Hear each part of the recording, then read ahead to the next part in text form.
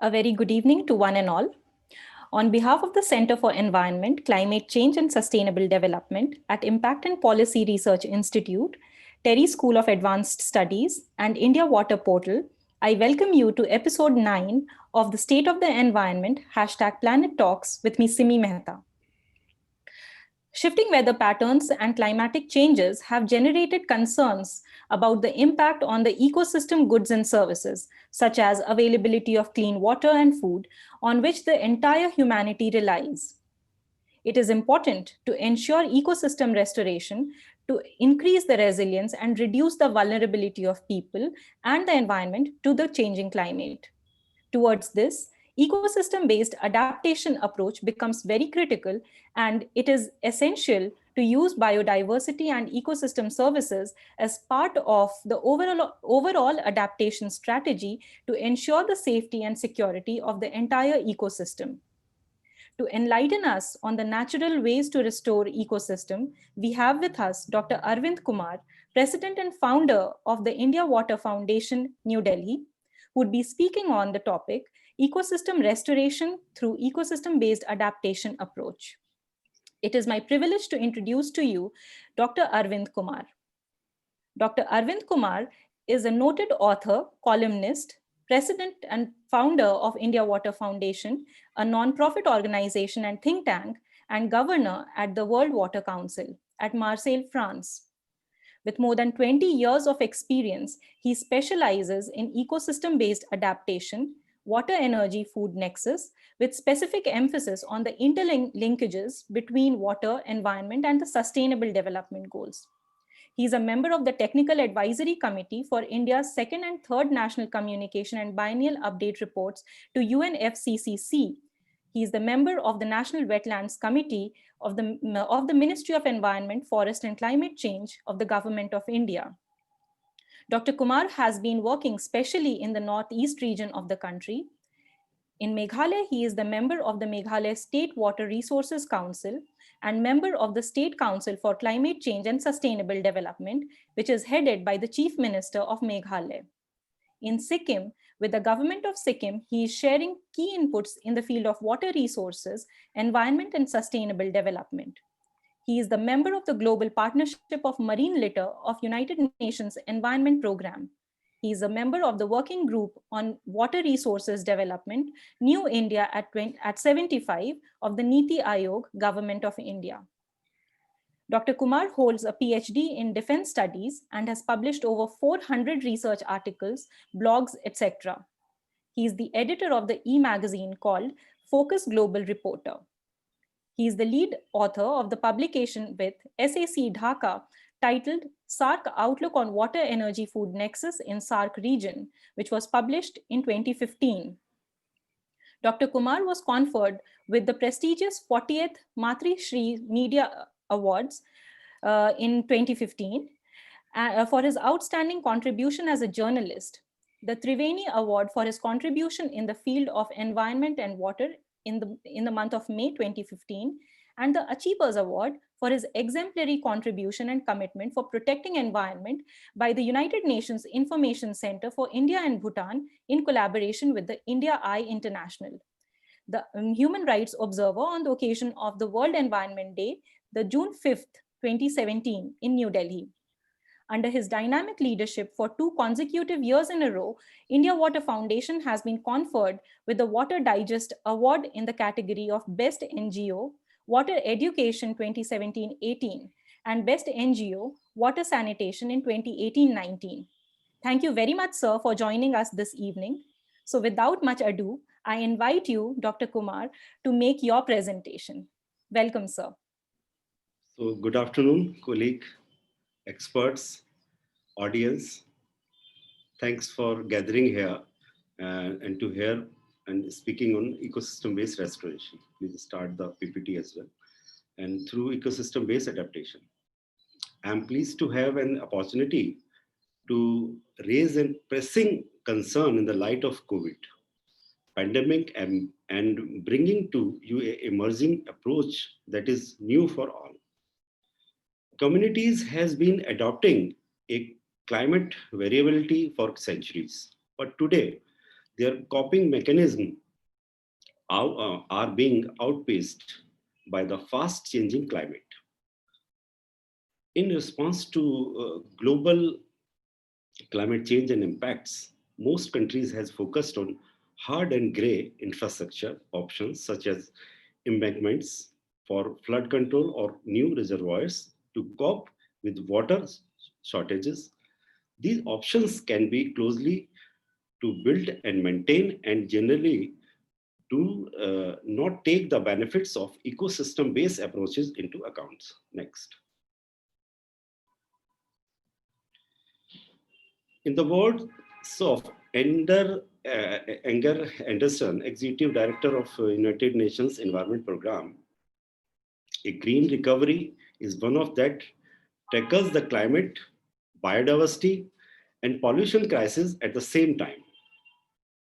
So environment or water sees no boundaries, and hence all kind of ecosystem can be restored, including forest, farmlands, cities, wetlands, and oceans.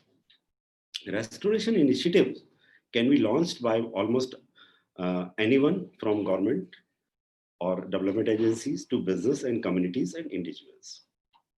Moreover, restoration can happen in many ways. For instance, lakes and coastlines can become polluted because of poor wastage management or an industrial accident. Restoring ecosystems protect and improve livelihoods of the people who depend on them. It's also helped to regulate diseases and reduce the risk of natural disasters. In fact, restoration can help us achieve all the sustainable development goals. Next. There are certain challenges and opportunities that are there before the advent of every initiatives. The challenges I shall be talking about are basically a mounting demand for environmental services amidst SDGs and UN Decade for Ecosystem Restoration, priorities of economic growth coupled with fight against climate change and biodiversity loss, environmental degradation and unsustainable resource utilization. On brighter side, the golden opportunities shall be highlighted when we discuss environment or water having no boundaries or restoration process are actually have some relation with sustainable development goals. Even more, we shall understand how the power of nature can be harnessed for trickle down benefits to human communities and natural systems. Next. So before I conclude what we will discuss, you shall be aware of the following learnings actually. First, the concept of ecosystem restoration and ecosystem-based adaptation. Ecosystem-based adaptation approach to ecosystem restoration. Trailing brand Meghalaya model to scale up in other parts of the country. Also, how ecosystem-based disaster risk reduction and with no one left behind amidst COVID-19 can be visualized. Next. So before we begin, I would like to take an opportunity to present a brief history of our experience and activities molding our present. Prelude to the establishment of India Water Foundation, I started my career in media in year 1996 and propagated various environmental issues through my write-ups and articles. However, journalism was a mission and not a profession to carry service to society. My earlier experiences influenced pro-sustainability motives towards taking environment as a passion, which turned into profession. India, once a water surplus country, entailed the likelihood of becoming a water deficit country in the wake of fast deplete of its groundwater resources. And pollution of surface water resources, including its river systems, water availability was around 1900 BCM that met the need of those time, but was inadequate for the future needs and aspirations. However, this water crisis was predominantly a man-made problem owing to extremely poor management, lack of focused and ambiguous laws, absence of environment friendly norms, disposal of industrial and human waste garbage, further aggravating this water supply crunch and corruption having a multiplying effect on this malady. Next. So this is some data which I put this presentation in 2010 at UN. So just take a glance, then next. And these are some pictures of our travel through the country to gather the challenges and various things. Because before I started this India Water Foundation, 5 years I learned a lot. I meet the people, the experts, and I see the what is the challenge I have to face. So this is all. The next. So imbued with the missionary zeal and humanitarian passion to contribute to the society and the nation, we established India Water Foundation in March 2008, focusing on knowledge exchange, capacity building measures, sustainable funding and branding, technology interventions, policy and governance. Today we stand as a few agencies accredited with UN, United Nations and members of eminent international organizations. Beginning with the envisaging water as a valuable resource and conservation of environment and its judicious utilization through an integrated approach, not to compartmentalized efforts, we fostered a new paradigm of cooperation, coordination, convergence, which become the cornerstone of our mission. As IWF, we regard water not merely a sector, but a connector that provides solutions, supporting strategies to tackle climate change effectively and facilitate hassle-free adoption. Water connects policy areas, economic sector, societies as such, it is a tool for cooperation and for building trust. We have only planet A and only one life for sustenance. And hence our positive environmental attitudes is determined to create new environmentalism propagated through science and nature-based endeavors, extended both in scope and application. Next. In the wake of an explicit role of water in the process of climate change, we have fostered close cooperation with government, UN agencies, international organizations, and communities at ground zero. Our visits abroad have been a source of valuable learning and insights, as well entailed a motto of understanding globally and act locally. Further, more than 10,000, I think you can't believe, letters have been communicated to various ministries and agencies in India since inception. We have record for that. And we exposed the case for right to water as a fundamental right, proposed the idea of regional water hub at the UN World Water Day 2010, at World Water Day celebration at Nairobi, that was jointly hosted by UNEP and UN Habitat and various other agencies.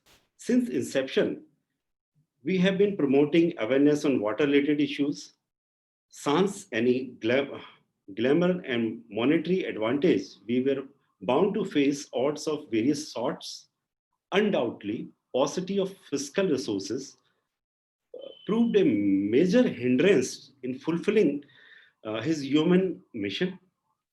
Nevertheless, we remained undaunted and continuous our journey since then. Next, 10.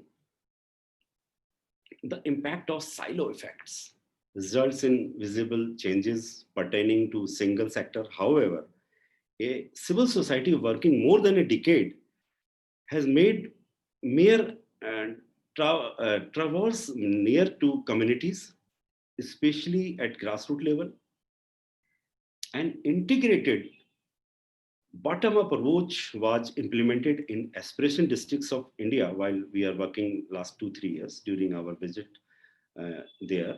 But interlinking indicators like water, health, education, skill development, etc., to create sustainable inclusion at ground zero. This was the summary of our organization, which I wanted to share amongst everyone.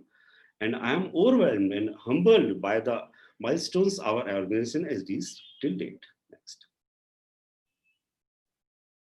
So let's us have an idea of what exactly ecosystem restoration and ecosystem-based adaptation stands for and what make them a natural pathway towards restoring the ecological integrity.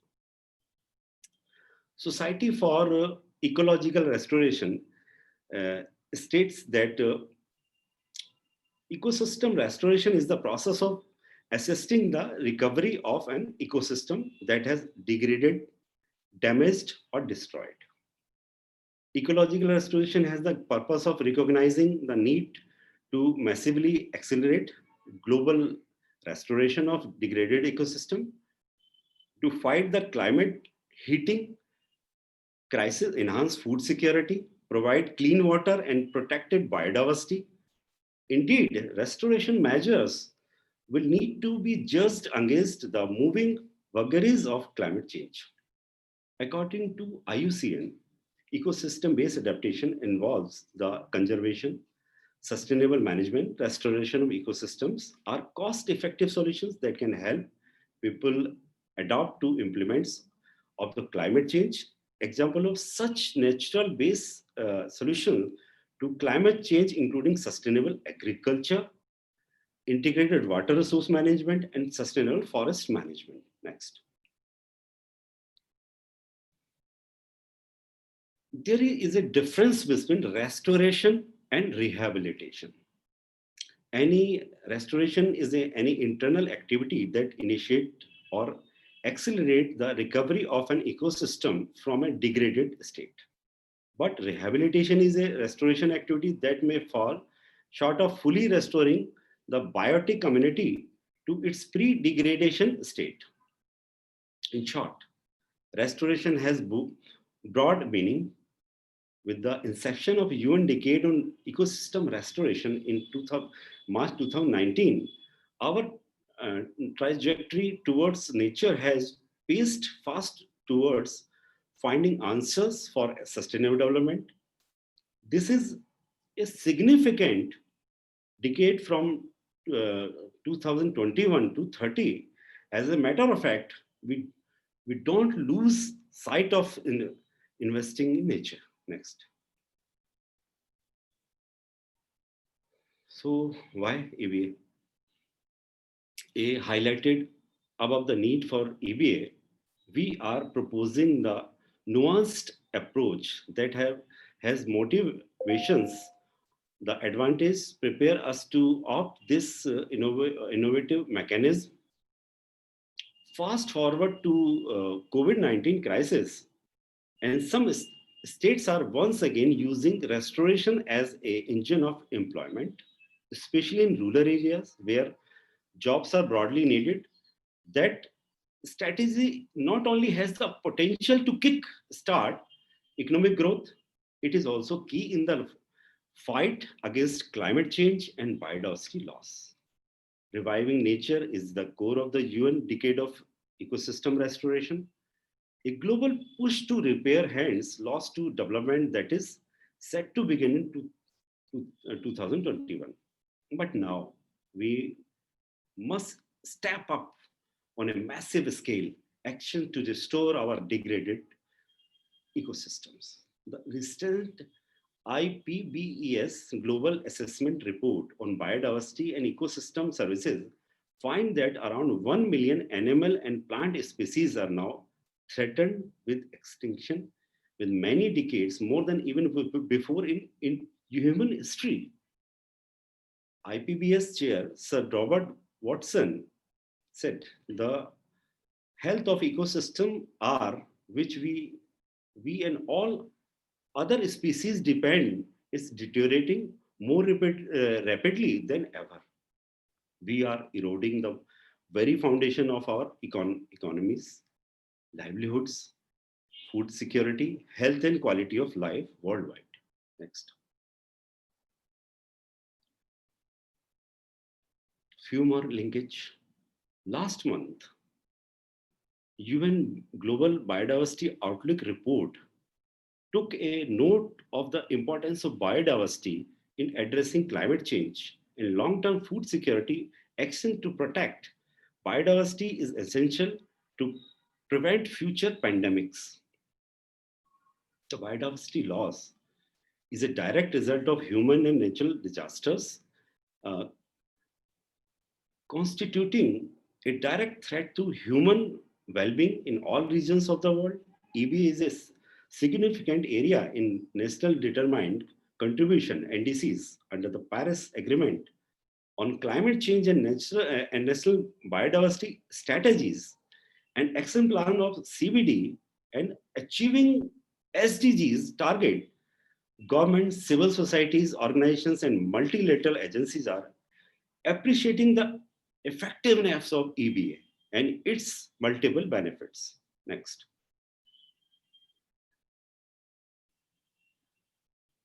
We need to know why EBA as a nature-friendly approach is imperative of other times.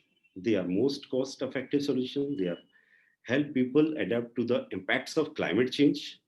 Example of such nature-based solutions to climate change include sustainable agriculture, integrated water resource management, and sustainable forest or wetland management. By the harnessing of power of nature, its benefits to human communities and natural system as well is unparalleled. Let's have a look at the benefits of the value loaded approach.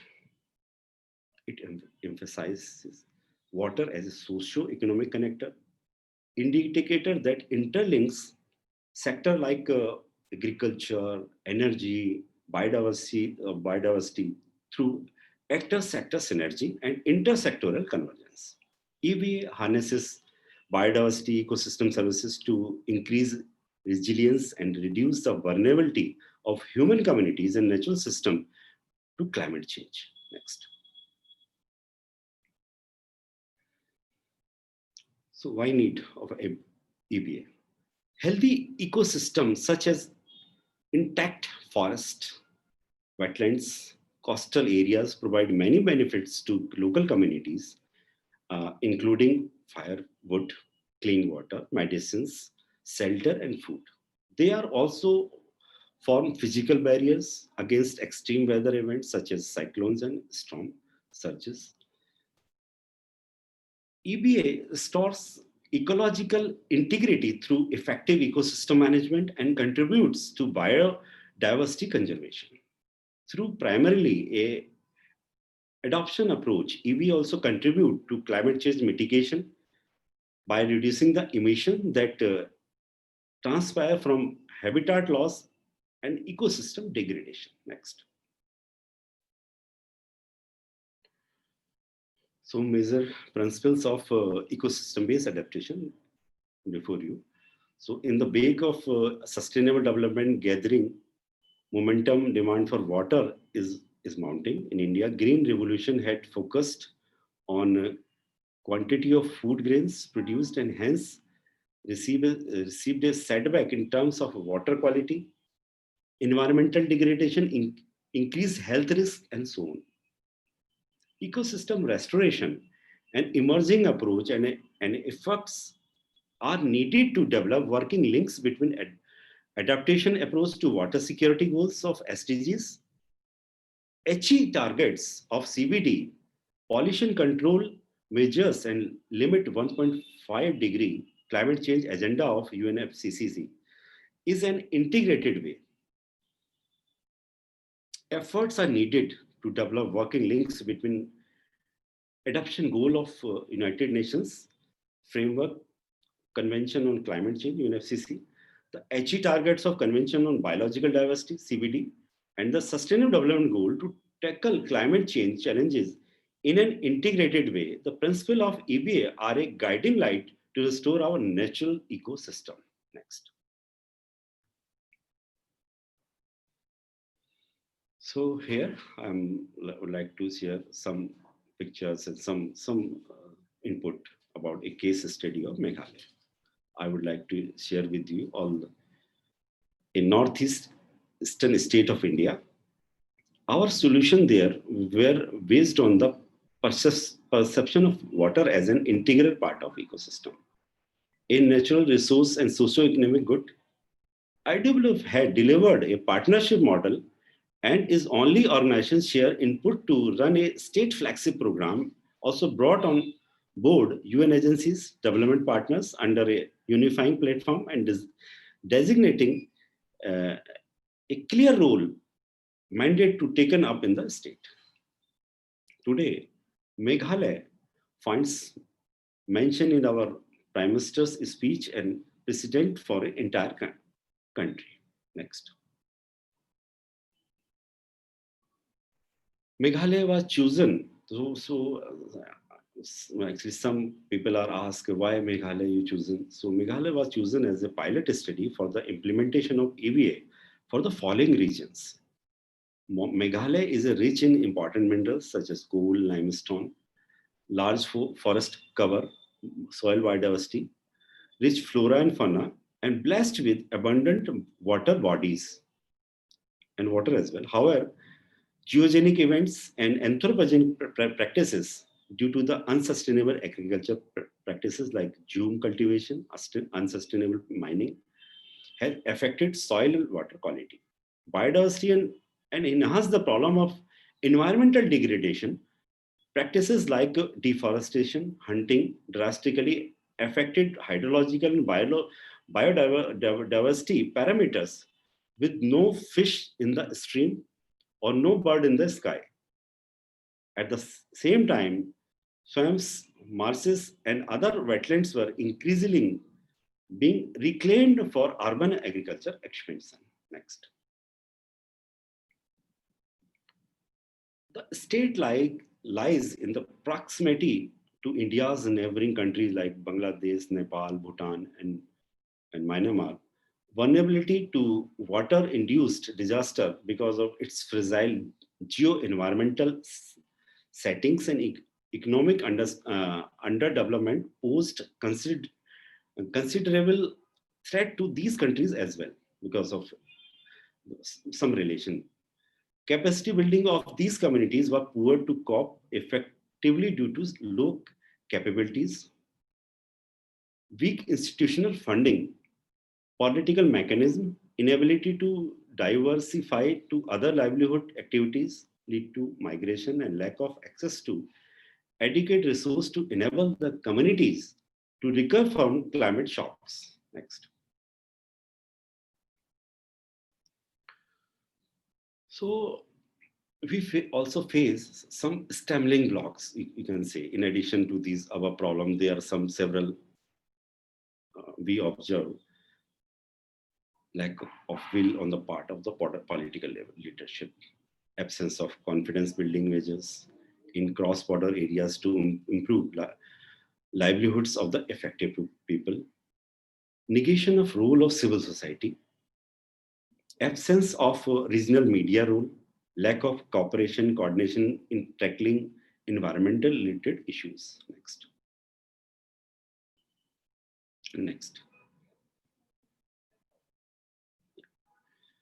Meghalaya's economy closely tied to natural resource base and climate sensitive sectors such as agriculture, water, forestry.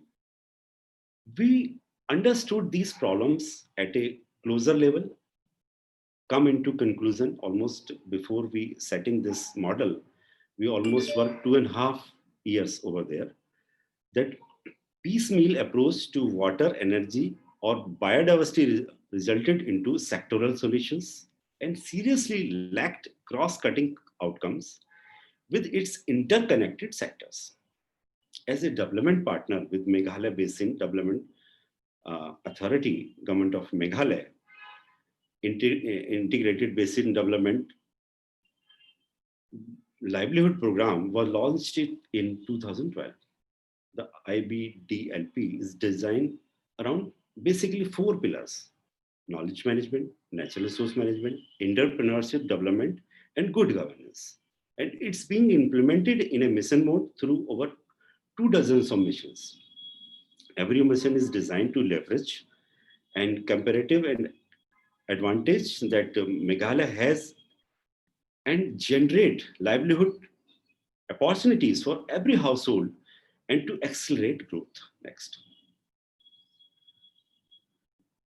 As a partner in progress and knowledge partner, we facilitated center-state convergence first, because at the time, the relation between center and state and actually low minus to the northeast at the time, this time 2010 or 12. So supported public-public partnership, elicited cooperation and expertise from national, international development and funding agencies, designed and implemented programs to sensitize the communities, and compiled global and local knowledge and learning to further disseminate on water-related interlinked sectors. Next. From periphery to mainstream. Various problems identified and tackled under this project were risk emanating from water-induced and environment-induced vagaries in terms of insecurity of water, food, energy sector, floods, drought, water and air pollution, erosion of land, loss of biodiversity, deforestation and loss of livelihoods, bulk of land owned by the local communities, etc., adversely impacting upon the natural ecosystems, rendering their unsustainable and socio-economic and cultural lives of the local communities. This endeavor started from 2012, is an ongoing program, and we have been associated as pro bono development partner. The basic strategies revolved around enhancing development from the periphery to mainstream through an area-wise basin approach rather than development-centric approach. Next.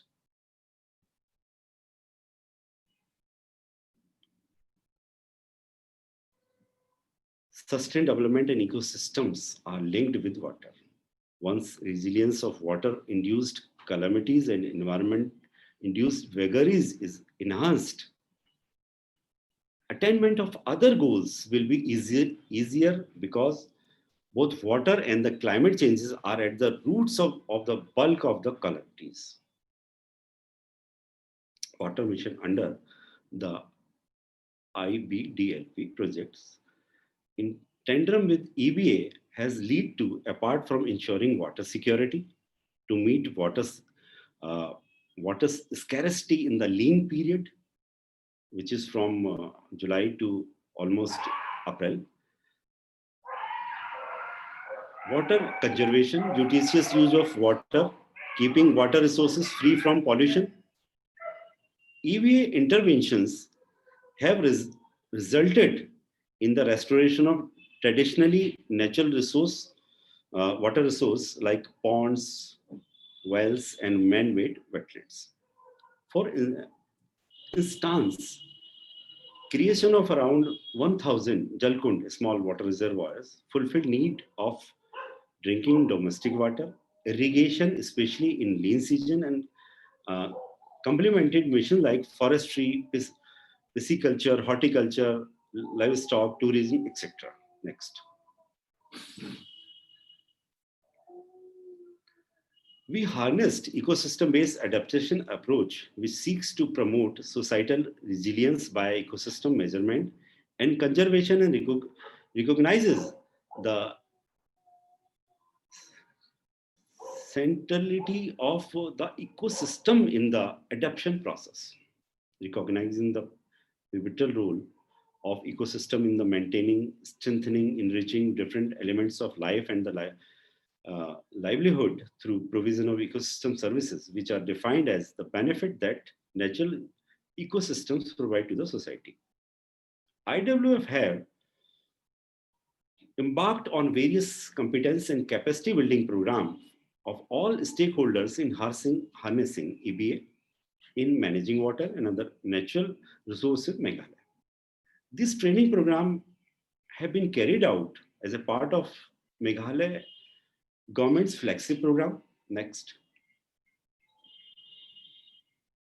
Coordination with the agencies like MBDA, JICA, GIZ, IFED, World Bank, development partners, state development, like-minded civil societies, and the communities, we facilitated convergence so that cross-cutting partnerships and highlighted alongside community-led initiatives.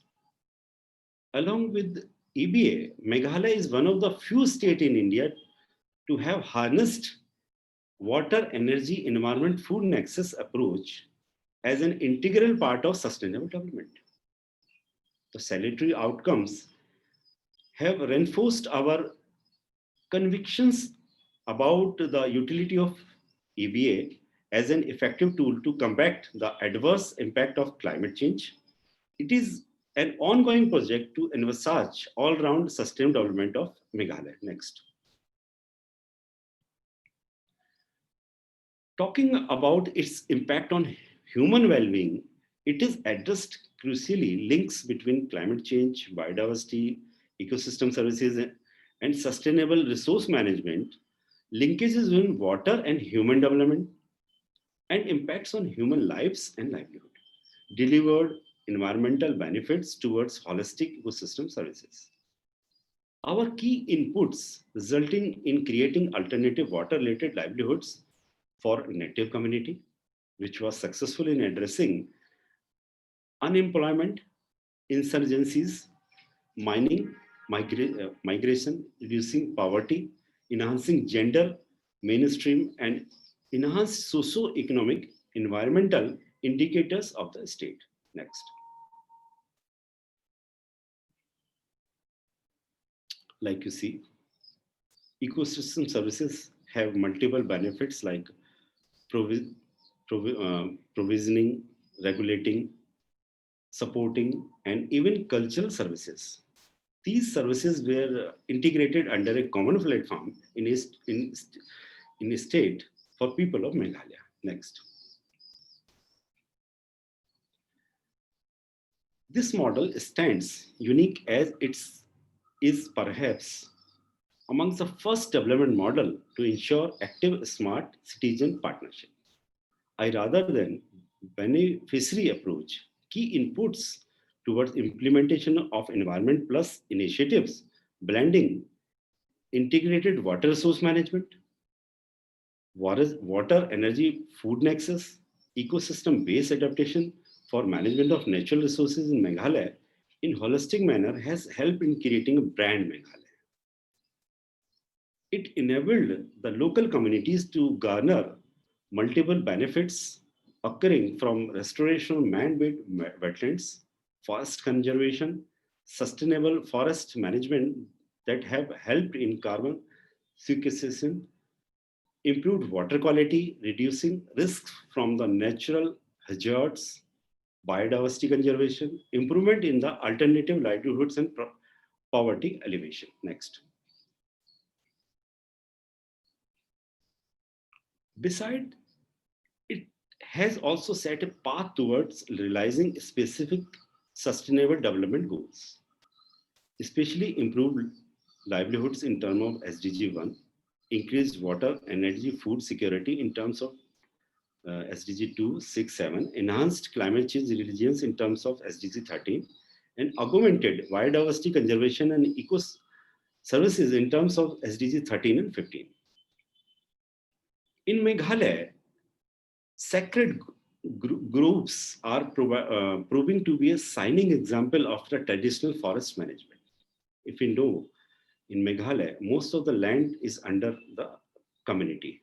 Only 5 to 6% of land is under the government. The traditional cultural practice serve as a water catchments, water conservation in perhaps the most well-documented ecological services provided by the sacred groups. Tribals in Meghalaya used bamboo drip irrigation to bring water to seasonal crops successfully, preventing leakage, increased crop yield with less water from centuries. Strategies of appropriate sanitation have secured Maulang in Meghalaya, cleanest village in Asia. Ecosystem-based adaptation have met success in Meghalaya, and India's neighbor countries like Bangladesh, Nepal, Bhutan adopted ecosystem-based adoption in national policies. Transversality approach is a customized in another northeastern state of Sikkim and the underdeveloped aspiration states of India. Next. These are some glimpses, the restored biodiversity in terms of food, flora and fauna. Next.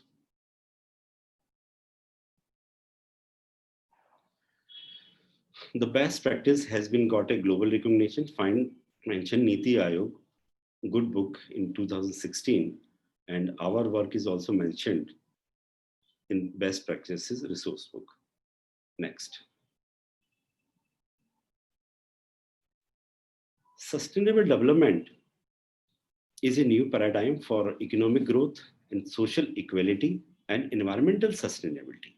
Factors like humans' current relationship with nature, continued biodiversity loss, and the ongoing degradation of ecosystems are having profound consequences for human survival. There is a limitation in terms of environmental financing, institutional convergence, lacked integration of horizontal and vertical development sectors. However, the success of the approach faced certain gaps in the backdrop of vagaries of climate change. Realization of SDGs, improvement of environmental services and aspirations of rural communities as per Forest State Report 2019, forests in Meghalaya are facing decline in forest cover due to practice of shifting cultivation still visible in the pockets. And today it is extremely perilous to ignore the grim warning sounded by the IPCC or IPBS assessments and report. In such a case, efforts are needed to develop working horizontal and vertical links between the adaptation goals of the water security goals of the SDG, HE targets of CBD, pollution control measures, tackle climate change agenda of UNFCCC in an integrated way. These understandings are being incorporated in the state of Meghalaya. Next. Even I have 35. Yeah. I had an opportunity to present the model further at various international platforms, but also gather best practice globally. I only discuss few. In Almaty, invited by UNESCO, I spoke about Water Plus initiative, focusing on making instrumental investments in water bodies, already created the harnessing the best value from such investment by putting in place the approach of RWR. Next.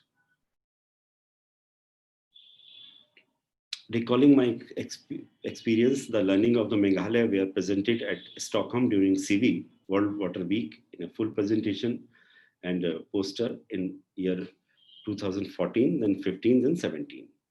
As an initiator to CV 2015, I highlighted the role of civil society in facilitating intra-governmental convergence in water, energy, and climate mitigation and adaptation.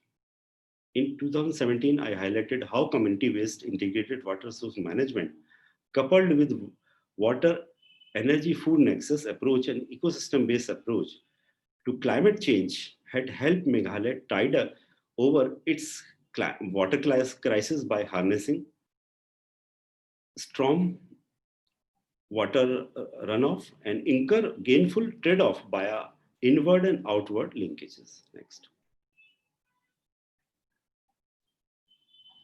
In Geneva, invited by UNECE, I spoke about the harnessing the water, energy, food nexus for transboundary basin management cooperation while highlighting the case study of Meghalaya's climate change adaptation. Even our best practice also published in the front of Invo magazine next year. So this is a matter of pride. Next. In 2018, I invited by UNESCAP at the Asia Pacific Forum Sustainable Development entire profile of SDG 6. I was presented entire SDG 6 and its success.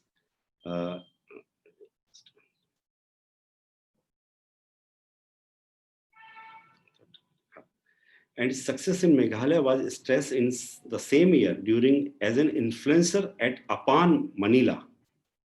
I presented ecosystem-based adaptation and resilience in Meghalaya, describing how EBA could initially disrupt sectoral thinking, nevertheless entailed the potential of subsequently making a decisive contribution in terms of driving SDGs by improved livelihood. In fact, after this forum, Meghalaya EBA practice found mentioned in national policies of the Bhutan, Nepal, and Bangladesh. Next.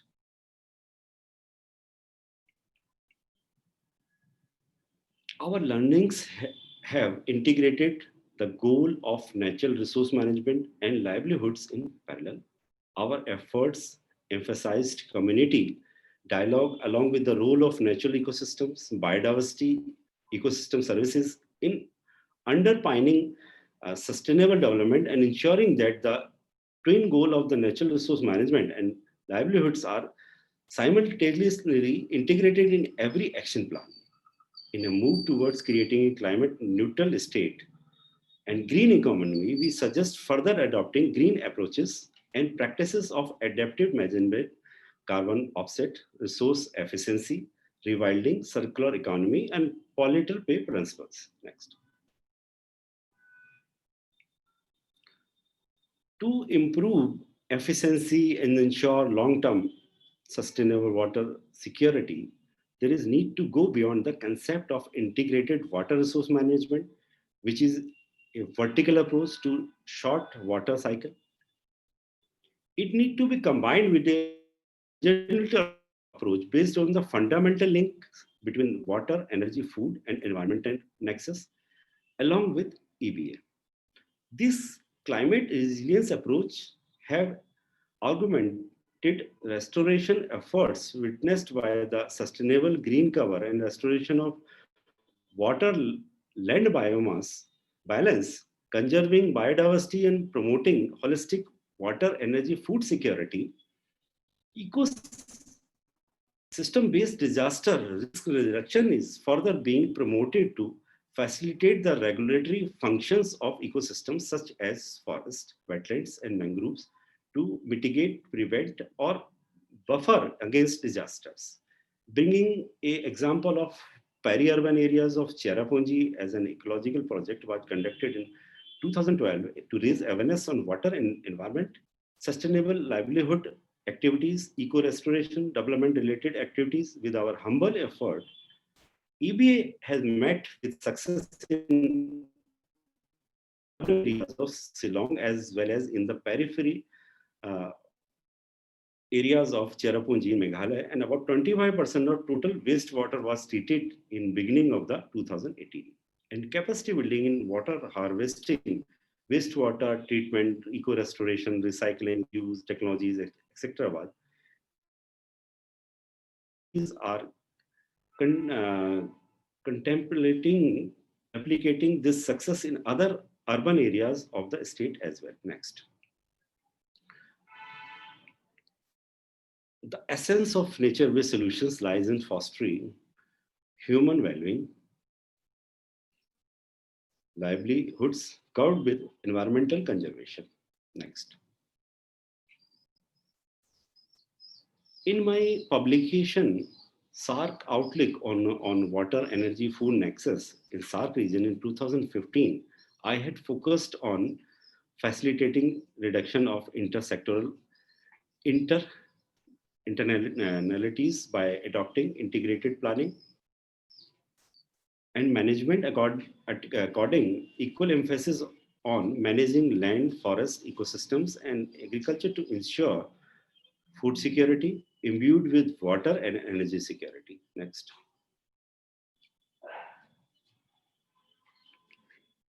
The experience gathered shall be well described and documented in my upcoming publication, Ecosystem-Based Adaptation Approaches to Sustainable Management of Aquatic Resources, published by elsewhere in July 22, is upcoming. You are welcome to go through the link. The link is available to everyone for your kind reference and understanding. Next. So, prospects.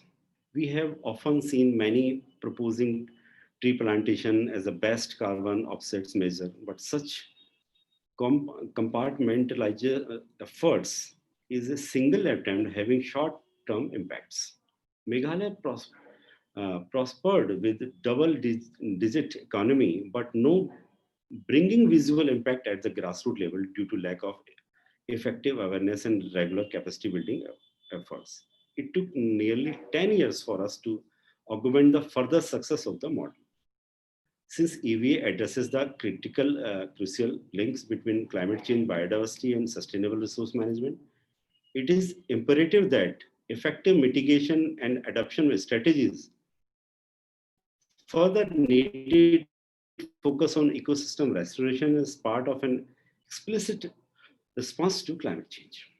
Given that India has approximately 7.57 lakh wetlands, EB strategies are rejuvenate our wetlands and natural environment capital to enhance socio-economic development and not just concrete economic growth. New wetlands are identified in Meghalaya for restoration and rejuvenation. Recent guidelines for implementing wetlands conservation management rules 2017 proposed by the Ministry of Environment, Forest, Climate Change. As a member, actually, we proposed to actually conserve 1,000 wetlands on the same guideline, ensuring the ecosystem services and all. Next. Ecosystem restoration is a new paradigm amidst COVID-19. Restoration efforts are likely to fail if the sources of degradation persist. Therefore, it is essential to identify the causes of degradation and eliminate or remediate ongoing threats wherever possible. The limitation in terms of environmental financing, institutional convergence, lacked integration of horizontal and vertical development sectors need to be capitalized. Key to fight against the impacts of the climate change and biodiversity loss is a payment for ecosystem services, PES. Are incentivized offers to individual and community in exchange for managing their lands to provide some sort of ecological services. Next. Next. So as a way forward. Here I would mention that healthy ecosystems can support economic growth, societal well-being, and climate stabilization. And today, Meghalaya has an unprecedented opportunity to transit towards a carbon neutral and natural positive economy with doubled income. Actually, after this model, the whole economy of the Meghalaya was doubled. indigenous hunter community transformed into entrepreneurs. Even some news, I think last month, that China has already pledged towards carbon neutral country by 2016. And this week, Japan PM has pledged to cut greenhouse gases to zero on a net basis by 2050. So ecosystem approach can gain salience of countries like India, and most focus on is to nature-based solution to climate change, paving a way towards an Atmanirbhar Bharat that is self-reliant and self-resilient. I would also mention that here that restoration by EBA need stewardship and partnerships. CSOs has limited space and scope. But we must move ahead with the resources already available to us. Moreover, the faster we establish partnership with like-minded civil societies, governments and agencies, the faster we will invest in nature resource management measures. With meaningful ecosystem restoration outcomes, and if advanced in India, it is itself reflect a regional success towards achieving sustainable prosperity, but also secure the target under UN restoration as well. Next. Next. It is a reminder that nature as our ally must not be forgotten in providing for society's need, such as ecosystem services, protecting from disasters as well. The head of the UNDP, Mr. Ekam Striner, recently highlighted that we currently spend less than $100 billion a year on nature.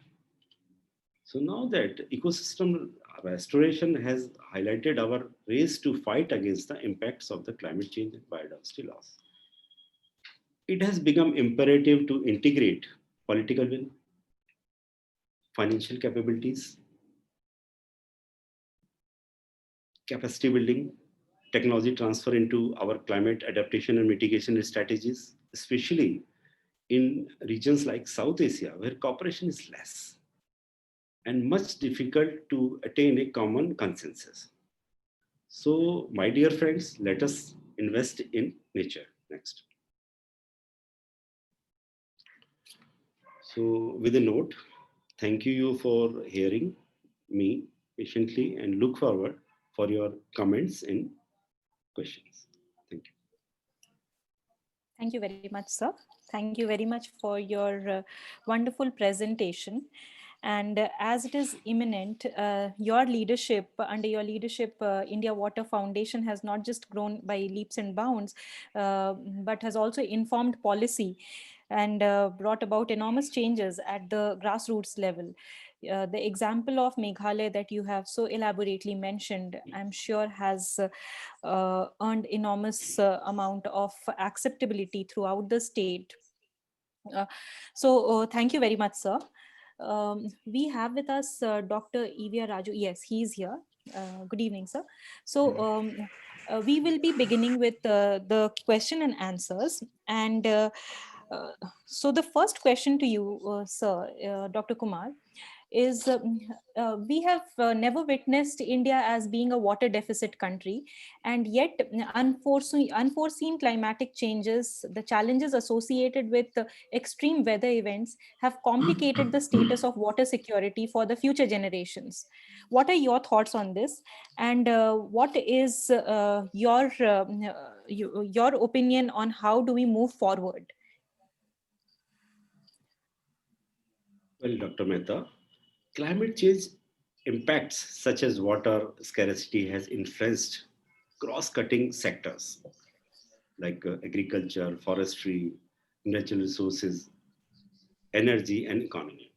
Changes in rainfall patterns and non-climatic stresses like deforestation has negatively affected the future communities, resulting in decrease food and water security, increase health risk, and so on.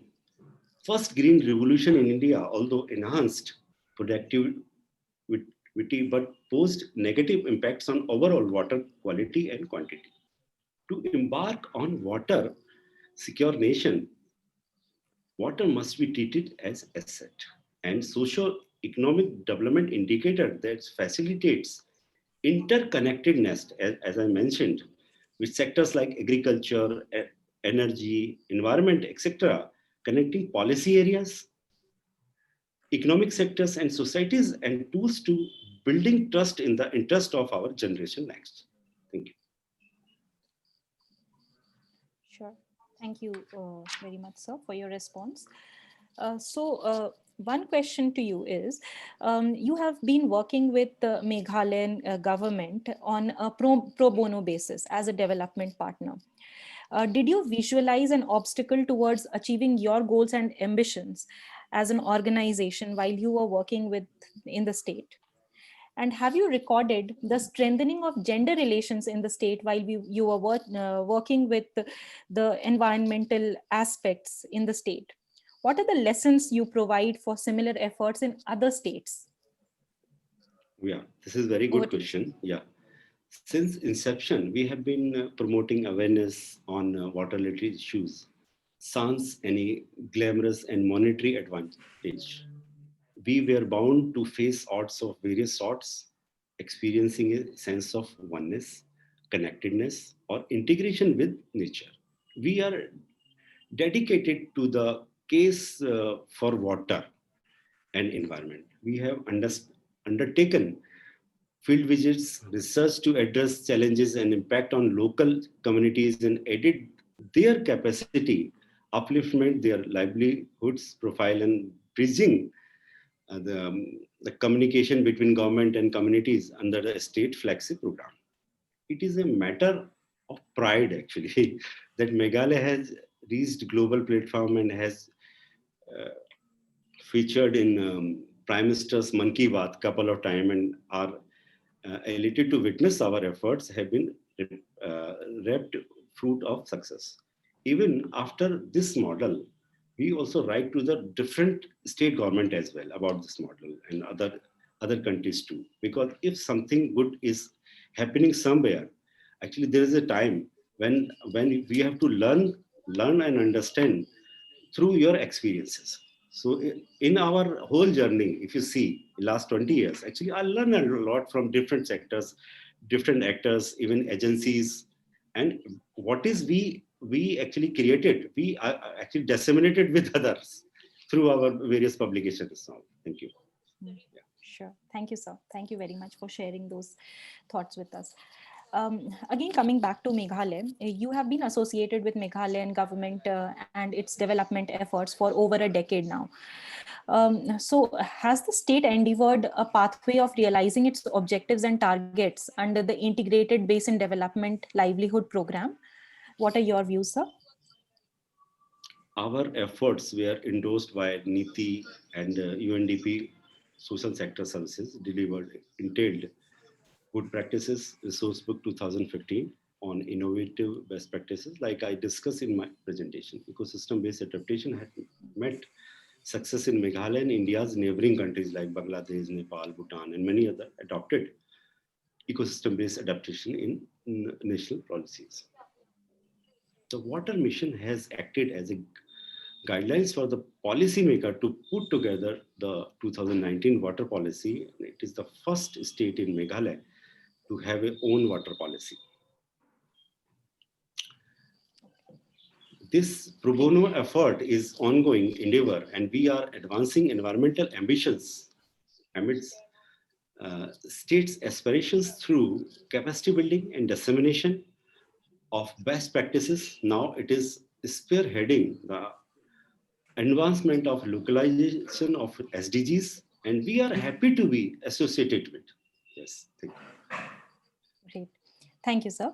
One last question before I hand over, I invite Dr. Raju to ask his questions, is that, So what are the possibilities and scope for the environment-based adaptation, which you have so excelled in the coastal areas of the country? We are all aware of the furies of a changing climate. So you have mentioned you have worked in the state of Meghalaya. How can we similarly emulate or replicate, as you were mentioning during your presentation, in other parts which are faced with different other types of a changing climate, like extreme droughts and extreme heat, or somewhere it is extreme floods? So how do you share your experiences on this, sir? Yeah, as you earlier told about me, that I am also part of the wetland committee, and with our other friends, we drafted wetland rules. So we actually have in mind about the success stories we taken from the Meghalaya, that what is the real things we taken from this model. And if everybody know about that, in India there is 30 kind of geography, 30 kind of basin. So one success story cannot be actually used in another model the same. But as we did it for Meghalaya, we tailor-made these things. For first 2 years, we understand the flora, fauna, the faults, the kind of a flows. Then we drafted the how can we move for as you mentioned about the coastal states. Even Andhra have did some good things, and I know that West Bengal also started some good things. So maybe other state if invited us, and even this is a significant decade. As a matter of fact, we do not lose sight of investing in nature. India has plus to restore 26 million hectare degraded land by 2030. And India is investing on demand side management, focusing on ease of living through sustainable livelihood and cleaner environment, and addressing synergies between biodiversity, climate change, rewilding, strengthening our ecosystem services. Further, land use, water-related policies are up to place till grassroots level, marks our words. India is making every efforts for restoring the lifeline for mankind and nature, the source of food, water, and livelihood. Even India Water Foundation, actually we have accreditation of both UNFCCC, UNCCD, and we are member with the IUCN. So we actually understand the learnings and the goals set by the different agencies, including.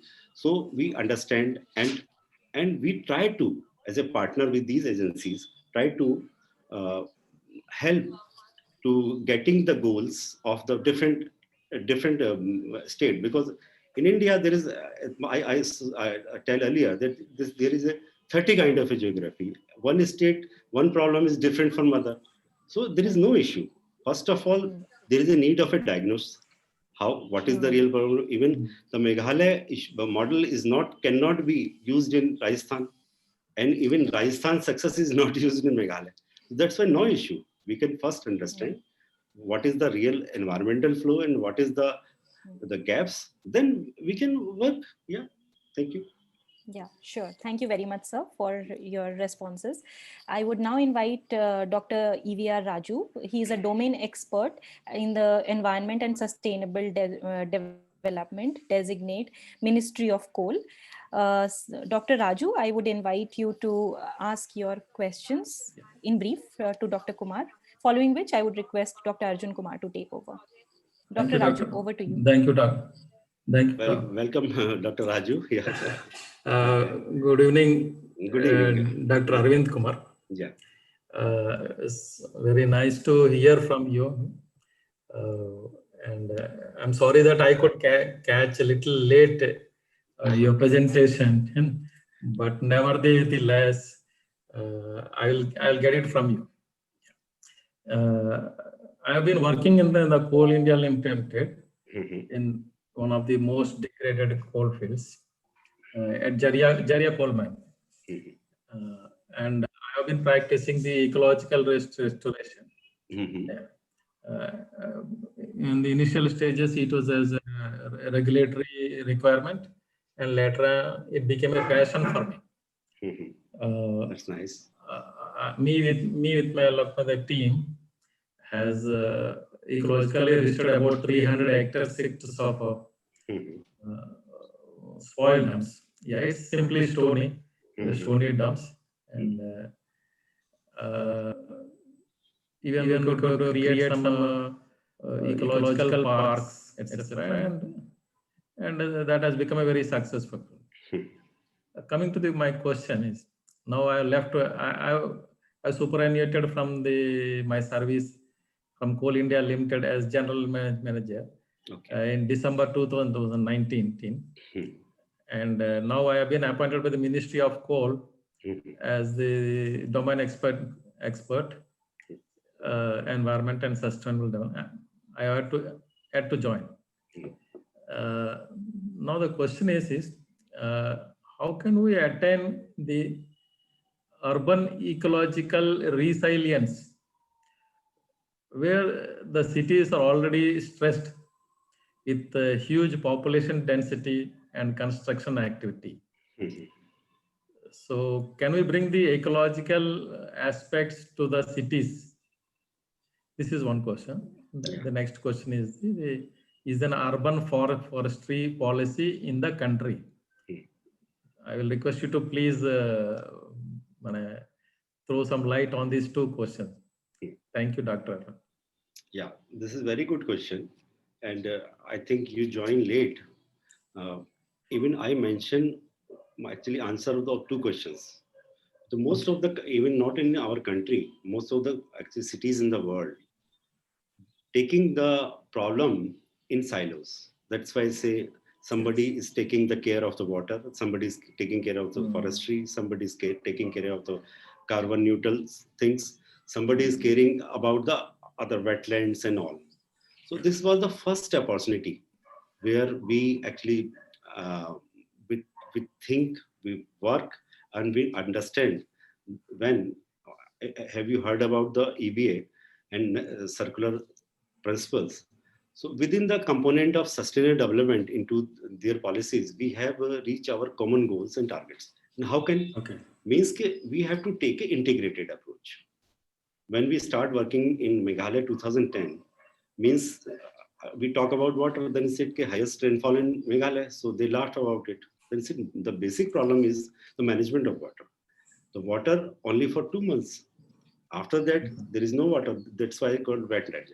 Like the same, if we talk about the cities, resilient cities or green cities, so we have to think integrated. We have to take an integrated approach. Yes. One approach that we have to actually create a water footprint, means gray and black water, how can be used, and water withdrawal, how can we minimize the excess of water withdrawal and all. And other things is that how can we create the green footprints, like you say the forestry and other things. So this is to be addressed in a actually common platform. What we had did in Meghalaya, we started the Mission Green. You go to the website of the Meghalaya, and Mission Green is basically actually for this thing.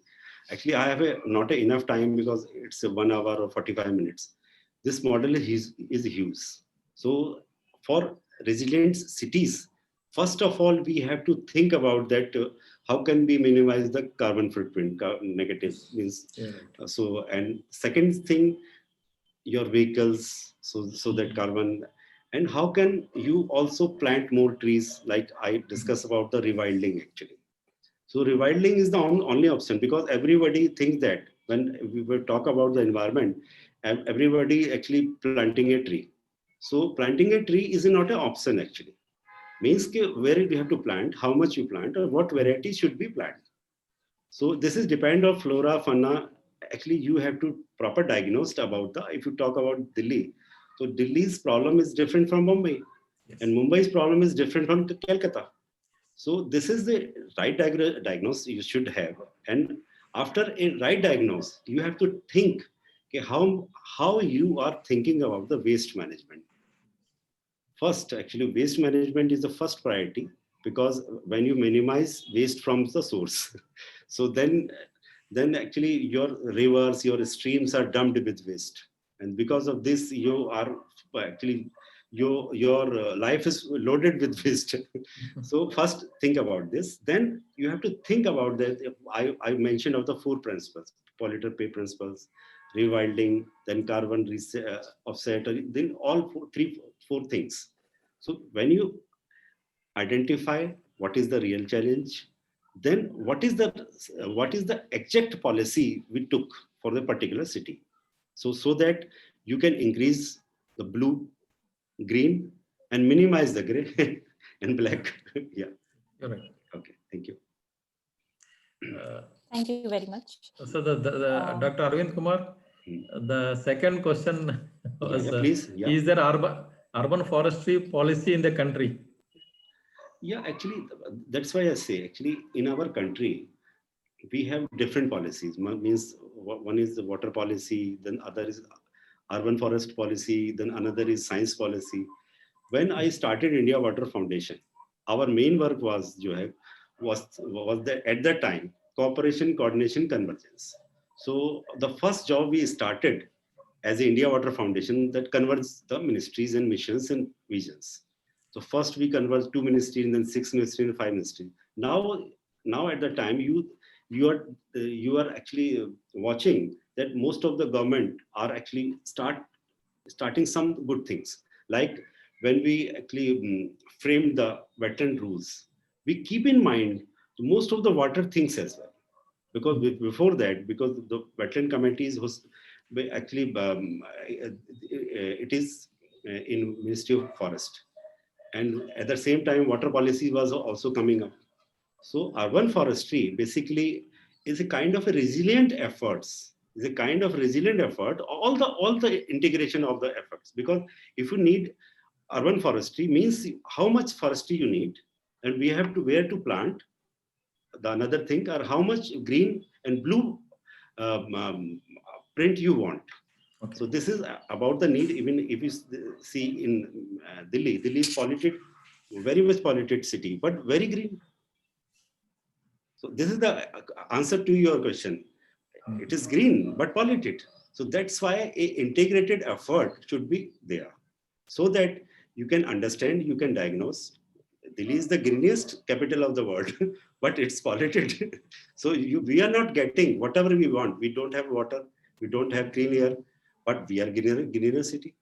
So kind of a policy for urban forestry should be maybe, or some new practices are coming up, like vertical, horizontal forestry, like we are putting some breezes and all, some plants and all. But this are the example we are some taken from the some like countries like West or Singapore. But country like India, we need first to diagnose our present problem because of population burst, because of urbanization, because of migration. So the problem is going worse day to day, day by day. So that's why there is a need of integrated policy. Yes. If we talk about the urban forestry, means we need, why we need this urban forestry? Because in Delhi, lot of parks, lot of forestry, but after having lot of forestry as well, we can't have a sustainable solution. That's why there is a need of integrated. If you go through the Mission Green of Meghalaya, you will find your solutions. Because in one model, we integrate almost 22 missions together, so that we can address almost all the things.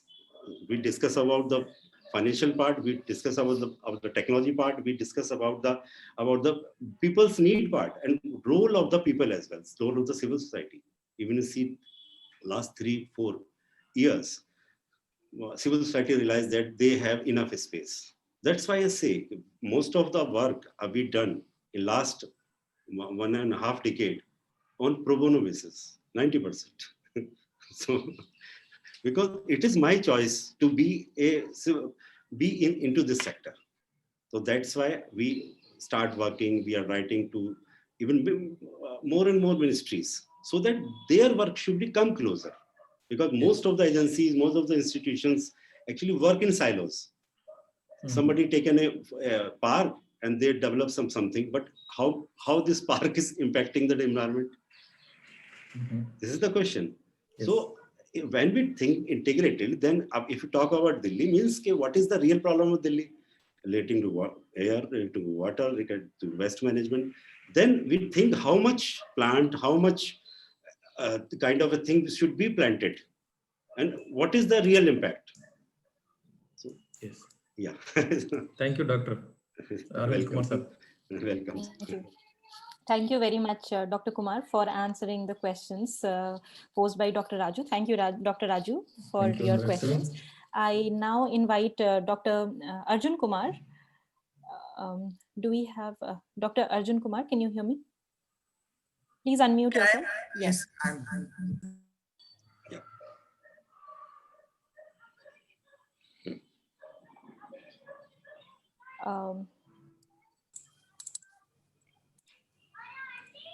Yes, Arjun, over to you. Yes. Am I audible? Some yes, noise? Yes, yes. Yes, okay. Loud and clear, yeah. Sorry, yes. We have our researchers, Ritika and Anshula. If you want to comment, but yes, quickly. Ritika, yes. Please. Thank you, sir, for your insightful presentation. My question to you is, in the light of ecosystem restoration decade, India has set some land restoration targets by 2030. So how progressive are the country's ambitions in this fora? Yeah. If you suggest, we can collect few more questions. Then yeah. Okay. Okay. Anshula, please go ahead. Yes, so Dr. Kumar, my question is that in the previous years, the focus has been on geopolitics and geoeconomics, but the contemporary trends in discussion have shifted focus to geo-environmental realms. What are your views regarding this? Okay, yes. Yes, Dr. Kumar, you can. Over to you. Yes. So I will answer second question first, because this is important for this forum. And a lot of environmental discussions, some more politics should be input. So I would like to highlight this geo environment is a complex and physical, geological and social components intertwined with the geopolitical and economics. New challenges to climate action arise from perceived national interest, differing interest of riparian states, lack of institutional capacities and limited exchange of scientific information, lack of political will, and the absence of regional civil society, as also mentioned in the slide as well, are now being addressed through Paris Agreement of Climate Change is spearheading every country's efforts toward a new environmental agenda. In my opinion, as you ask, countries must set aside their differences and must ensure to integrate climate-friendly solutions with the focus on approaches like Nexus. EBA circular principle within the components of Sustainable Development Goals into their policies if we have to reach our common goals and targets. This is the answer of your second question. And about the first question about the ecosystem restoration. Actually, for the world as well, actually ecosystem restoration is a new word, because before that you are thinking about different restoration of different things, like restoration of forest, restoration for water, restoration of many other things. The first meeting was actually was in July somewhere, initiated by UNEP and all. Okay, that why not we integrate all the ecosystems, because the problems are common, and if we are actually taking its silos, then we can't have this goal target of SDGs either, or even this year is a ecosystem restoration decade. So this is significant decade. As a matter of fact, we do not lose sight of investing in nature. India has pledged to restore 26 million hectare degraded land by 2030. India is investing on demand side management, focusing on ease of living through sustainable livelihood and cleaner environment, and addressing synergies between biodiversity, climate change, rewilding, and strengthening our ecosystem services. For the land use and water related policies are up to place till the grassroots Marks are words. India is making every effort by restoring the lifelines for mankind and nature, the source of food and livelihood. So in a line, even I'm being a member of BUR as well. So for the next BUR, we are considering all these facts. So committee actually the meeting was taken place. So I cannot discuss what is transpire in that committee meeting because this is a subject matter of this after everybody can know about this is published. But I will ensure you through my platform as well. For very sooner as last year, you actually you see that Prime Minister has come up with in water world, and they take a responsibility. They took a leadership, and because of their word, now water is everybody know about the problem because last 15 years we are making understand, but this ecosystem restoration kind of a issue would be addressed in a proper manner, and maybe this is my this is my kind of a word that this will be start restoring after this COVID period, because COVID period everybody know that this is a kind of a challenge, but during COVID is also ecosystem is restoring, but another way. So maybe, but let's see for the another year, and we will find some tangible solutions. Thank you. Thank you, Dr. Kumar. Let me first of all congratulate sir for giving very exhaustive and comprehensive presentation of more than two decade of work. And really the question for as a developing country for India, and more than 30, our geographical regions and zones. And we also have Dr. Raju and Jharkhand, entirely different zone from, let us say, Haryana. So many differences, but all the regions, since we are developing, and we have to do our economic development and growth. In fact, all the whole subcontinent has to move toward this. So we have to do brownfield, now greenfield, so many things coming. Sir, really, I wanted to ask you a few questions. And Raju sir also mentioned about the construction activities. I work a lot on housing, real estate, and I'm working for the same on with China, with Tongji University, also looking at there, and as a fellow at Ashoka University here. And so what do you think of the role of RERA would be in enforcing this ecosystem restoration? Because we really need homes as well, and really this sector is not moving. And in one sense, construction is also one of the most employment-led sectors after the agriculture. So, sir, what do you see, or what do you suggest all the state governments, so that they take this sustainable solution and also move towards our vision of Atmanirbhar Bharat and New India, and towards the goal of reaching $5 trillion economy by 2024. Prime Minister also really highlighted that we are also very confident. So these sectors will have to move. Sir, in your view, what the state government should do? Rightly, the example of Meghalaya you have taken. And now we have also the Jal Shakti Ministry, rightly so, because of the leadership of Prime Minister. So what steps, for example, my home state, Jharkhand, should take, learning from your experience? And what the other countries of our Indian subcontinent do, or how this regional lobbying, or how we can gain a lot from this multilateral institution, because the capacity really of all the nation is really different. And how can India lead and take them together? We have a lot of interaction with academia, think tank, practitioners and leaders of subcontinent countries. What should our role be? And lastly, sir, I would say that by your experience of India Water Foundation, what do you suggest other civil societies to do, especially in terms of policy and communication, and in terms of their strategy, so that they have a real impact to contribute towards all the good works which you have been able to demonstrate, and go towards that path towards New India? Thank you, sir. You can choose to answer. I have asked too many questions. Yeah, no issue.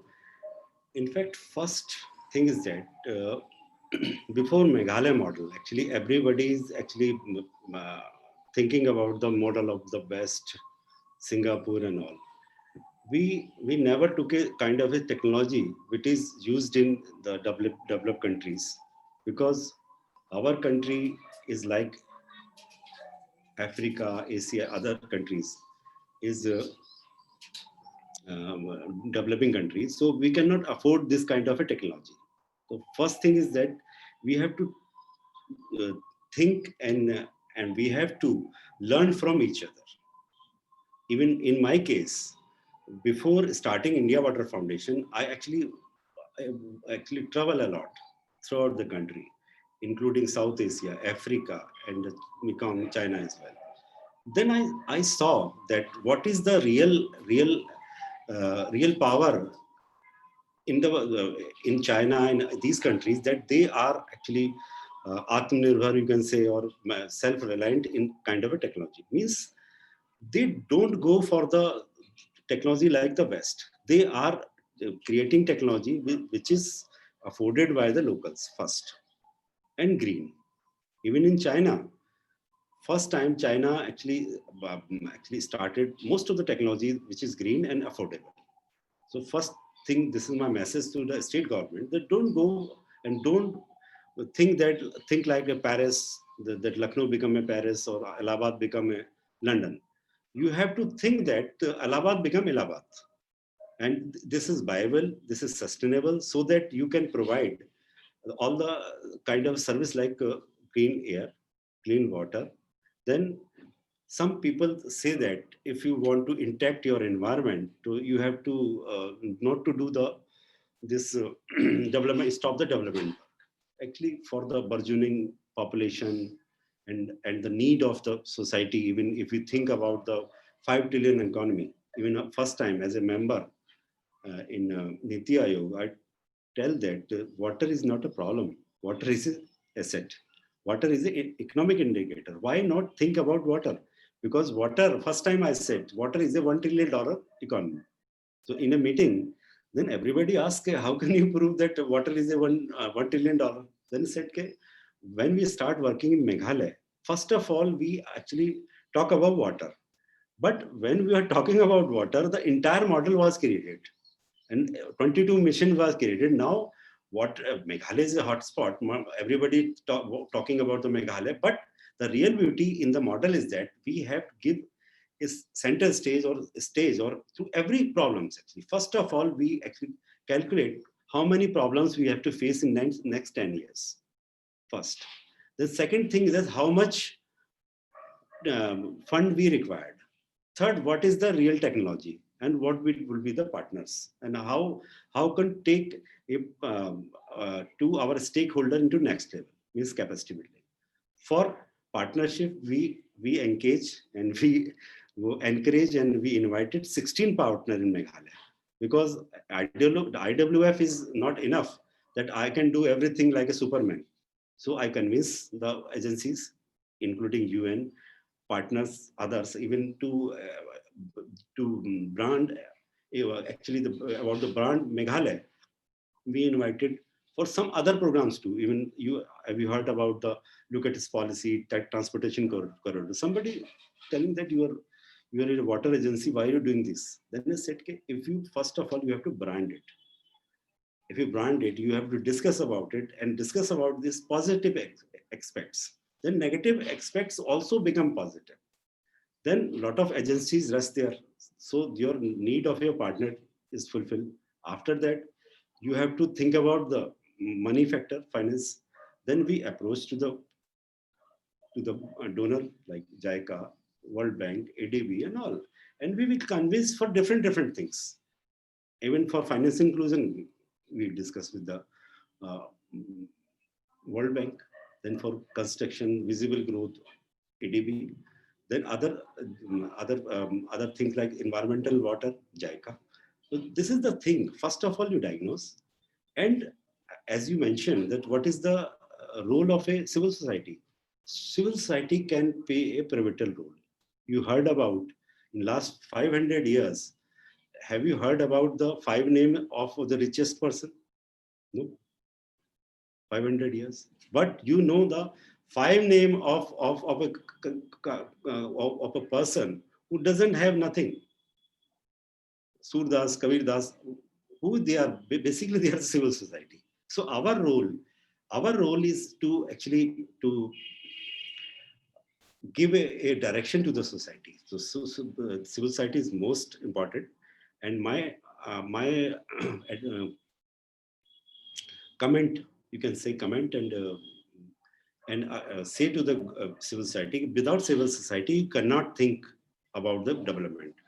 Like that, the tiger, elephant is necessary for a jungle, but without honeybee, you can't think about the rewilding. So if you think about the rewilding, pollination, so you have to think about the civil society. Then first civil society take interest, then they will convince the various actors. This is the synergy of actor and sector.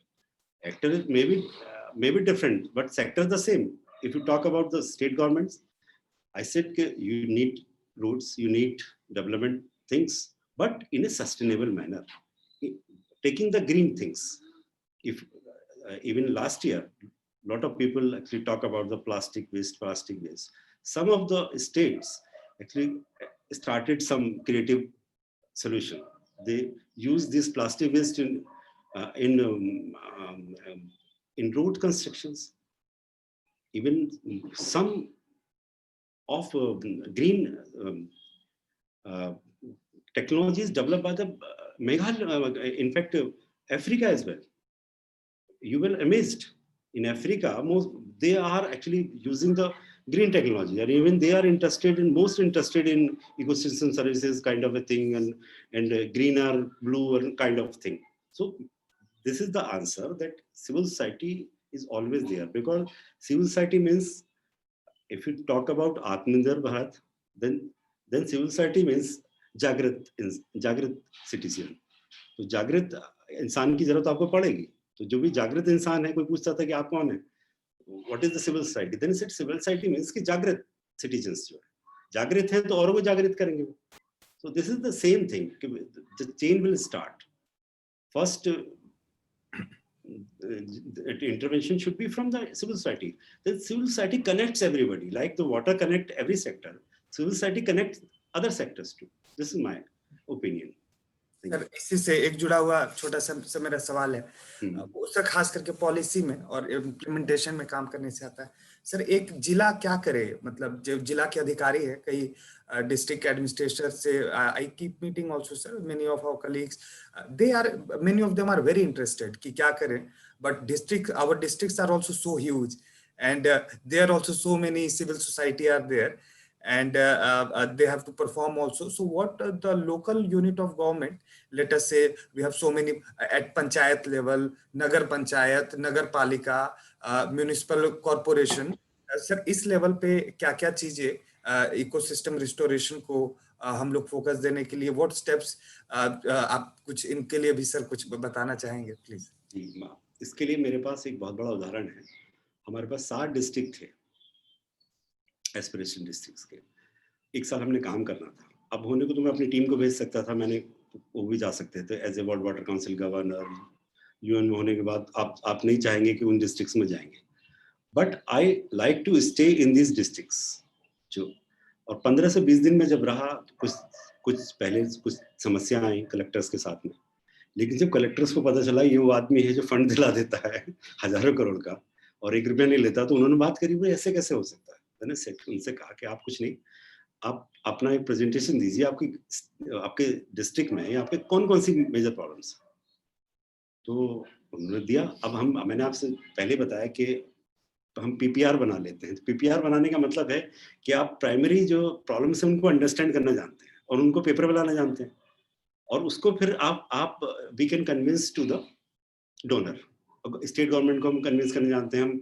हम अब UN accreditation का मतलब UN को भी 2 minute में board में ला देंगे. तो एक वो जो रोल है, कोई प्रॉब्लम समस्या का सबका निवारण जो है ऊपर नहीं हो सकता, सबका जड़ में होता है. तो हम उसके पास गए, हमने कहा कितने की आपको जरूरत है. स्टेट उसने कहा कि 4 करोड़ की जरूरत है. 4 करोड़ में हो जाएगा. सेट हो सकता है ज्यादा भी होगा. तो पहले तो उनको डायग्नोस करना पड़ेगा कितना। मैंने कहा 400 करोड़ की जरूरत है इस चीज के लिए।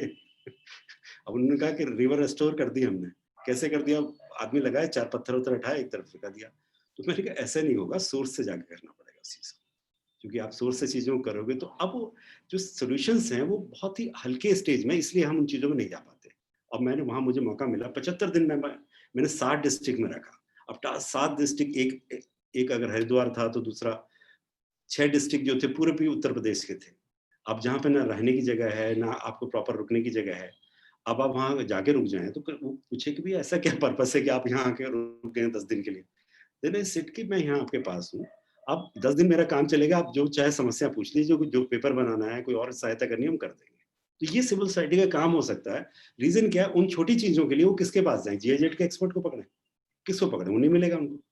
तो एक सिविल सोसाइटी क्या है, बिना पैसे के भी जैसे हमने किया है, कम पैसे में भी वो चीज सेवा दे देगी। अब वो दे देगी तो वो भी अपने आप में आत्मनिर्भर हो जाएंगे। तो पहले देश आत्मनिर्भर होने से पहले हमारे यूएल भी आत्मनिर्भर हो। कुछ ऐसे सेट एग्जाम्पल कुछ लोगों ने हमें बुलाया तो मैंने देखा कि उन लोगों ने भी सेट कर दिया। जैसे आपने सुना होगा तो प्लेग आया था तो किसी एक यूएलबी ने सूरत की एक एग्जाम्पल सेट कर दिया था। या आपने, मैं गया भी वहाँ पे ट्रिपल आर की, चूंकि ट्रिपल आर की फर्स्ट वर्कशॉप हमने कराई थी 2011 में। तो जब यहाँ इंडिया में हुई तो मैं भी था वहाँ पे। तो जो एक सिटी इंदौर, अब वो सबसे गंदा सिटी था, तो एक किसी यूएलबी ने एक बीड़ा उठाया और उसने सबसे साफ उसको सिटी कर दिया। तो ऐसे बहुत सारी चीजें हो सकती हैं। ऐसा नहीं उसके लिए किसी अमेरिकन कंपनी की जरूरत है या फिर उसके लिए कोई सिंगापुर से कोई कंपनी आएगी। सिर्फ ही क्या है, जैसे मैंने 11-12 साल में ऑब्जर्व किया, पहले चीज क्या किया, अंडरस्टैंड किया, ऑब्जर्व किया, पार्टनर बनाए। क्योंकि कुछ भी नहीं हो, हमारी नेटवर्थ हजारों करोड़ में हो सकती है, चाहे हमारे जेब में 1 रुपया ना हो, क्योंकि उसकी जरूरत नहीं है। अब वो जरूरत क्या है, पैसा तो गवर्नमेंट के पास रहे, मैं 1000 करोड़ रख के क्या करूंगा? मेरा तो बस ऐसे दुआ सलाम चलता रहे, वो भी काफी है। अब उनके पास पैसा हुआ, अब जैसे हमने वेटलैंड रूल करे तो रूल में 2 चीजें इंपॉर्टेंट करी जो आपने पढ़ा होगा। एक तो हमने उसको जोड़ दिया, वो जो भी है कि हमने उसको सारी जितने वेटलैंड्स थे उनको कहा कि भाई रेवेन्यू रिकॉर्ड से जोड़ दो। तो अचानक 2.2 वेटलैंड से एकदम 7.6 हो गए वेटलैंड। तो maybe another problem after some time. ये तो बड़ा चीज होगी। अब इस पे क्या है कि जो भी कब्जा भी वापस होएगा, आपकी लैंड हो जाएगी। दूसरी बड़ी चीज कही कि गांव में भी आप कहते हो 4 तालाब है। अब 4 तालाब के लिए रेस्टोरेशन के लिए ना तो कोई प्रैक्टिस है। अब प्रधान के पास जो है वो किसके पास पूछने जाए? जीआईजेड के पास जाए, एडीबी के पास जाए, किसके पास जाए? तो उसके पास अगर पैसे रहे होंगे तो लोकल लेवल पे लोग ट्रेनिंग करके आएंगे। अब हमने मेघालय में क्या किया, ट्रेनिंग ऑफ ट्रेनर्स करा। अब वो लोकल लेवल पर ट्रेनिंग दी, हमारी जरूरत नहीं है। मैं 1.5 साल से मेघालय नहीं गया हूँ। वहाँ आज वहाँ इंटरनेशनल प्रोग्राम करते हैं। अभी उनका जैसे मैसेज आता है कि वर्ल्ड बैंक के ग्रुप में उन्होंने प्रेजेंट किया, तो हमें खुशी होती है। तो हमें तो उनको एक जगह सामर्थ करना और छोड़ देना है। मेघालय समर्थ हो गया, हम दूसरी जगह बढ़ जाएंगे, हम उनके पीछे पीछे नहीं रहेंगे। अब ऐसा ही अगर उनके पास पैसा रहा होगा, अब तभी वो योजना हुई सरकार के चीज लेवल पर जो मूव करी, तो हमने कहा कि इनको जानकारी दो, पैसा दो और इन्हीं की जिम्मेदारी लगा। 6 महीने बाद, 1 साल बाद पूछेंगे कितने तालाब खुदे, कितने क्या हुआ।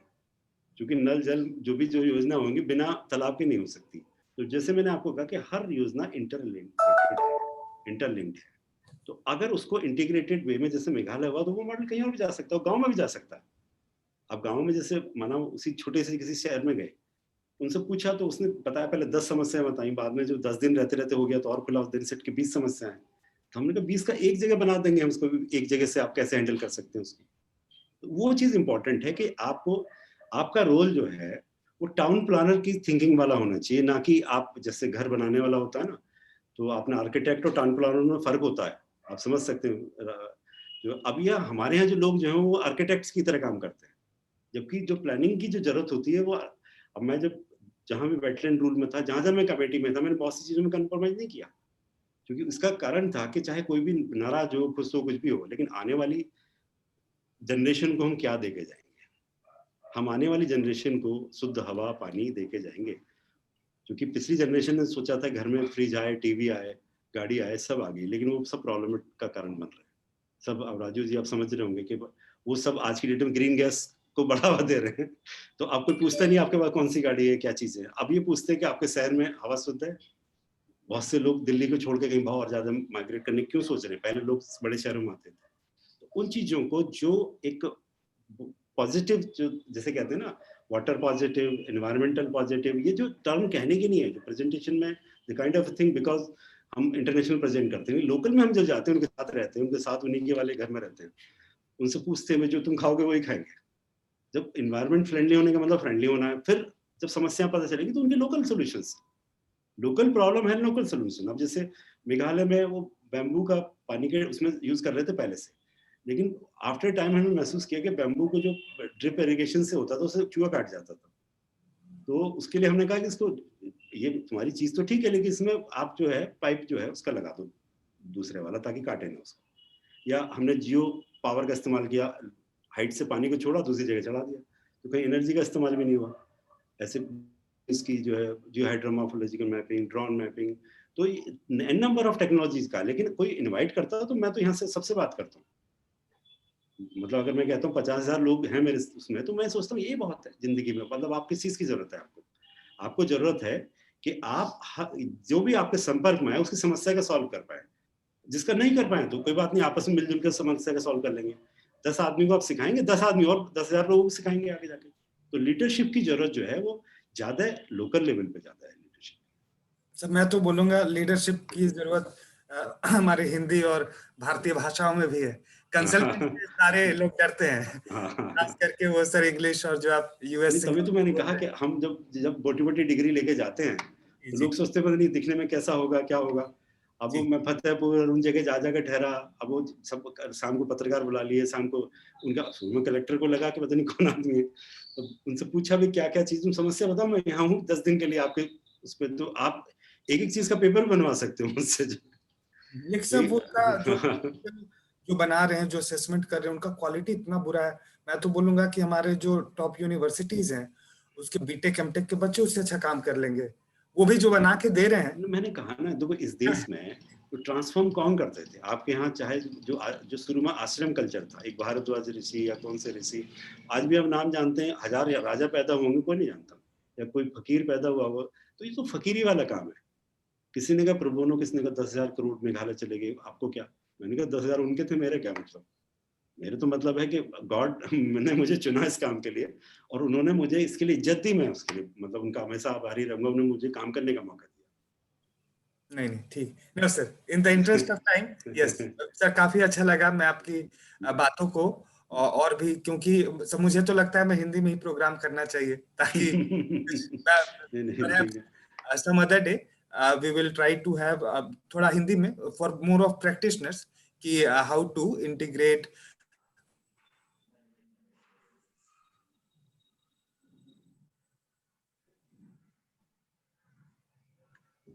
Hello. Hello. I think Arjun sir's internet is not working properly. Just a second.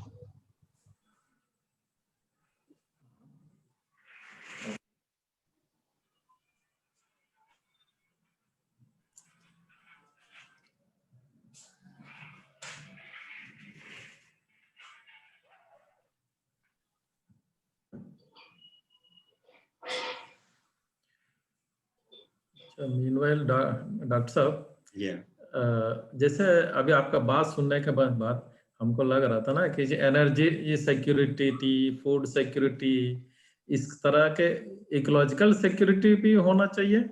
इसके बारे में आप जब इसकी रिकॉर्डिंग सुनेंगे मैंने उसके बारे में बात करी। अच्छा ठीक। हमारे मॉडल में क्या था कि हम डॉक्टर सिंह से ले लेंगे। हाँ, एनवायरमेंटल सिक्योरिटी के साथ साथ लाइवलीहुड सिक्योरिटी फर्स्ट हमने लिया था। IDPLP का मतलब यही था। अगर कोई कहता है कि मैं क्यों वाटर की सिक्योरिटी करूं भाई, तो अब अगर उसके साथ में अगर उसको लाइवलीहुड की सिक्योरिटी रहेगी तो अपने आप थिंक करेगा वो बाकी चीजों के बारे में। एग्जैक्टली। मतलब हमें लोगों को वाटर वॉरियर बनाना है, हमें लोगों को वो चीज सिखानी है, हमें हमेशा के लिए हमें नहीं होना है, या हमें ब्लेम गेम को करना है कि ये मिनिस्ट्री इसको देखेगी। हमने कहा आप हैं, आप देखेंगे, डेमोक्रेसी में तो आप ही गवर्नमेंट है। तो वही मॉडल है मेघालय में बेसिकली। वहाँ वो जो लोकल लोग हैं वही सब चीजों को देख रहे हैं। गांव में सब कुछ उन्हें बाहर से करने की जरूरत नहीं पड़ती, लोकल लेवल पे सब कुछ मैनेज कर लेते हैं। तो इवन ये जो इकोसिस्टम सर्विसेज है, जो first time I proposed, I address about that के हमने इकोसिस्टम सर्विसेज को मेघालय में कर दिया। लोगों को कैसे कहा, तो हमने कहा अगर पानी मैनेज करने का है तो उनको दे दिया है कि अब लीन सीजन में उसका प्राइस बढ़ा दीजिए, कम कर लीजिए। तो अब वो अवेलेबिलिटी के ऊपर है, तो लोकल मैनेज हो रहा है, आपका पानी का पैसा ठीक चल रहा है। तो ऐसे बहुत सारे एग्जाम्पल हो सकते हैं, सेट एग्जाम्पल, जो एक जगह की चीज दूसरी जगह जा सकती है। प्रेजेंटेशन का तो मतलब ये है कि ठीक है, एक चीज को एड्रेस करना, चूंकि अब ह्यूमन से हैं, बाकी चीजें हैं, तो एक प्रॉपर वे है। लेकिन जब आप लोकल पे हैं, देन लोकल की तरह ही काम करना है, और उनकी जो रिक्वायरमेंट है, then you should provide tailor made solution for that. Exactly sir, बहुत बढ़िया। Yes. Ritika, we can have the poster. Sir, I got disconnected in between.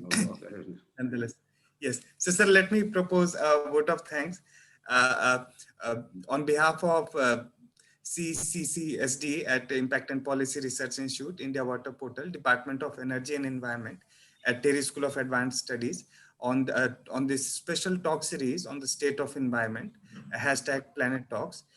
For the topic today, ecosystem restoration through ecosystem-based adaptation approach by Dr. Arvind Kumar, who is the president and founder of the India Water Foundation, who has laid out such a comprehensive and such beautiful presentation detailing out what can be done on the ground level, having an integrated approach towards a sustainable future of our natural resources and our country.